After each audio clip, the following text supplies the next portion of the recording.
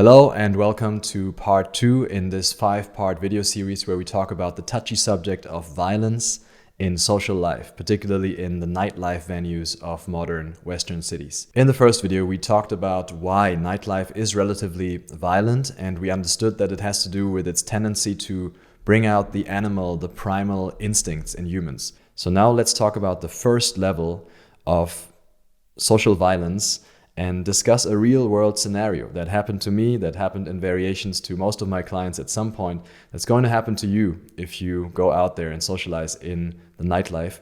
And at that level, the violence actually doesn't manifest physically. It stays latent. It stays in the realm of words and in the realm of implicit threats. And this actually turns out to be the vast majority of violent interactions. In the vast majority, the violence actually doesn't have to be expressed. It just has to be hinted with a bit of body language and a bit of a different vocal tonality for the person who kind of is less experienced and feels weaker in the moment to just run away. And then the conflict is over. So here's the scenario. Imagine you're going to a bar or a club and you see a woman, and maybe she's with a group, maybe she's on her own for a moment.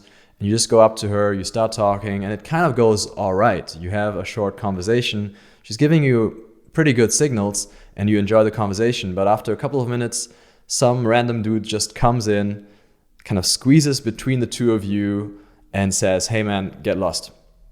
Maybe he even adds, "She doesn't want to talk to you." Of course, every case is different, and the details do often matter. But in principle, in this kind of scenario, the guy has absolutely no right to interrupt a conversation between two consenting adults. It's an absolutely ridiculous move, but one that unfortunately dominant, alpha, potentially violent men do get away with very often in nightlife.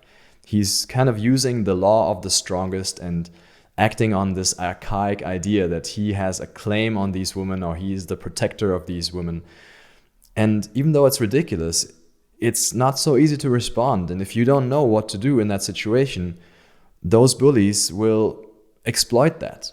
So let's talk about how to deal with that kind of situation. And before we get into the 3 steps that I believe you need to take here, let's define the objective clearly. The objective is obviously to maximize the chance of you being able to continue that conversation, getting that social dating opportunity back, but also to maintain self-respect. Even if that opportunity is lost completely, you don't just want to let someone roll over you. That's going to hurt your self-esteem. At the same time, you don't want to escalate the conflict, because that guy didn't really use actual violence. He didn't actually push you away. He just said things and used some body language.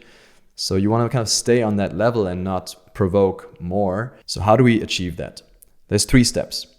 The first step is you need to stay calm in that moment. Don't let him push you around. Don't swerve. Don't necessarily move if he doesn't come way too close to you.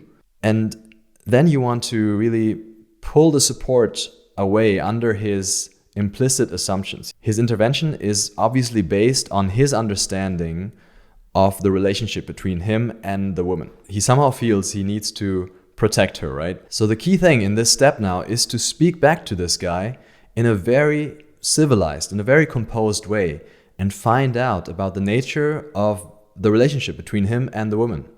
You can say, "Wait, what's going on? How do you know her? How are you related? What's the problem here?" And if he says, "Yeah, she's my girlfriend," what I would do is to kind of confirm with the woman, because he might be just saying that. If the woman is still around, you can easily ask and say, "Hey, is he your boyfriend? Is this true?" And when it's verified, you just take your leave and say, "All right, I wouldn't apologize for sure. There's nothing you did wrong. You just talked to someone, and he still shouldn't have a right to just rudely cut you off like that.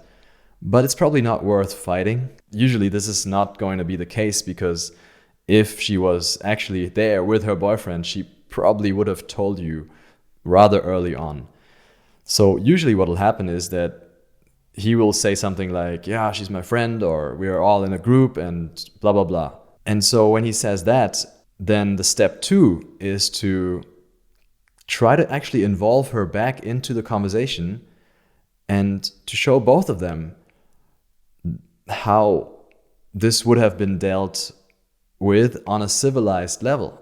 And the key statement to make here is, well, I guess your friend can talk for herself.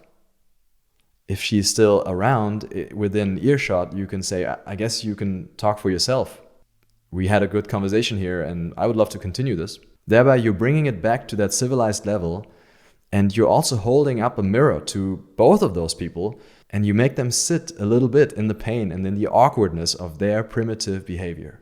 And then if they don't respond to that, maybe the woman is not even around anymore, she ran away at the first sight of conflict, or if the guy just keeps telling you to bugger off, well, then you can actually try to befriend the guy.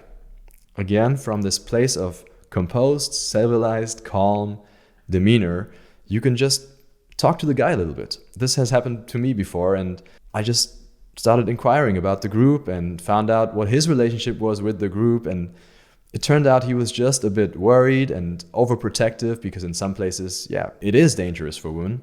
And so once he gets a feel for you and he checks you out a little bit and he realizes that you're not a weirdo, then you can just go back to that girl after a few minutes and talk to her again, and then he will see you again, but he'll be like, okay, this guy is cool. So these are the 3 steps, just to summarize. You stay calm, you make sure you ask him on a very civilized level, or both of them, how they're actually related and why they're reacting like that. And then step 2, bring it back to the civilized level by pointing out that consenting adults should be able to speak for themselves. And then step 3 is to befriend the guy if it doesn't work with step 1 and step 2 alone. So as you could see, in this case, it was not too difficult to bring the conversation back to a civilized, consensual, grown-up form of communication, because the step that this guy took out of the realm of civilization wasn't too big. This is going to be different in the next video, where the rules that are broken are much more fundamental and words alone will not suffice to fix it. So I hope you stick around for the 3rd part, and if you need help in between with navigating these kinds of high-stress social interactions, always feel free to book a call through the link that I'll put into the description. Subscribe to this channel if you want to get notified when the next part is released. Thanks for watching. Samgachadvam. Namaskar.